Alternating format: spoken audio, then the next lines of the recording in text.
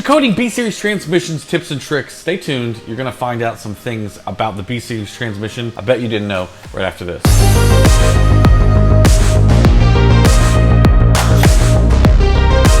Before we get into this video, we're going to give a big shout out to our sponsor, JEI. They just released the Ghost Key, which replaces the push to start. Pretty much the same thing, but it's not. It has a bunch of extra new features. Now, this is the main unit that has been redesigned and sort of upgraded in a lot of ways. And one of them here has these little tiny dip switches. The dip switches give you all types of control regarding how long it cranks the vehicle before it starts, how long the system stays armed before it shuts itself off, things like that. So the Ghost Key also gives you a little added security with an RFID chip. Go to Georgia Distributors, check out their stuff. Also, quick shout out to Resto Tuner. They make reproduction decals, taillight seals, and also offer fresh zinc bolt kits, which I think is amazing.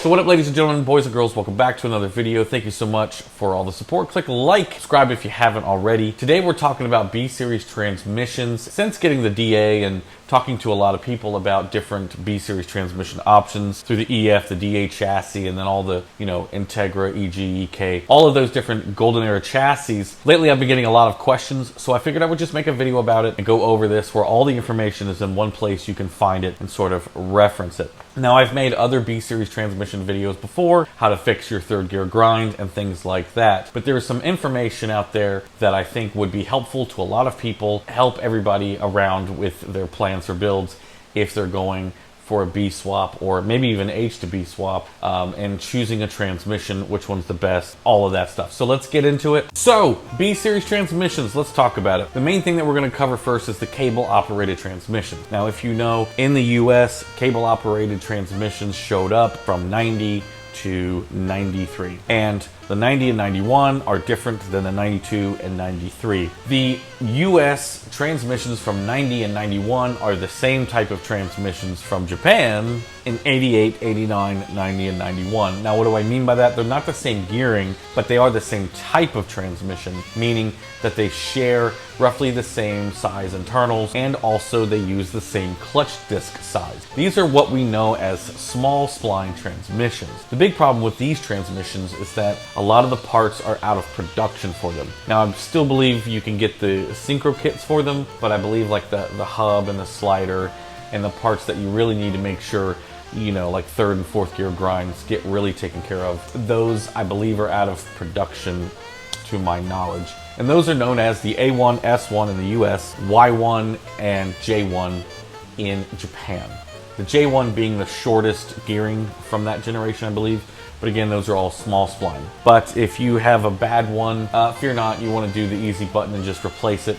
You can get a Ys1 transmission. Now, what is a Ys1 transmission? A Ys1 transmission is a US 92 to 93 cable operated transmission. This uses the same clutch type as 94 to 01. However, obviously the throwout bearing is different because it's cable operated. With that being said, one of the great things about the Ys1 transmission, which I have in the DA here, is that you can drop or swap out any of the internals from the S80 transmissions and the S4C B16 hydro transmissions. You can swap all those in and out. There's two versions of the Ys1, and it kind of makes it hard because you never know which one you're going to get. What's good about if you have a Ys1, you could actually just open it up, take all the internals out, and drop B16 internals into it, close it up, and you've got yourself a 92, 93 GSR trans, basically. The Ys1 is great because all the parts are still available, you can get a hold of as far as repairing them. Cool thing is that the 94 to 01 hydro LS transmissions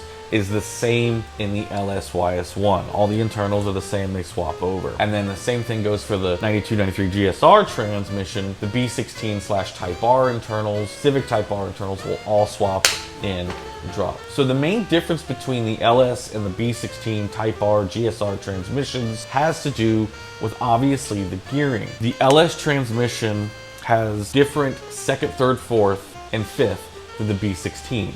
However, the GSR, it only has a different third, fourth, and fifth, meaning the GSR has the same first and second gear as the LS. However, it has a 4.4 final drive, so giving a little bit more pickup, not a ton, but that's why the GSR also has a shorter third final gear, fourth, and fifth. Now, when it comes to the B16, its own set of gears only shares the first gear with a 4.4 final drive. What's great is that they all can swap fifth gears. That's one of the good news about these transmissions, which a lot of people are excited to hear if they do get a hold of a B16, because a lot of people are not happy with the gearing on the B16 transmission. However, I will kind of warn you, I've done the fifth gear swap, and it's not exactly what you think it is. I did get better gas mileage on long trips, but not around town. It doesn't really improve the gearing that much, especially if you have a B16, because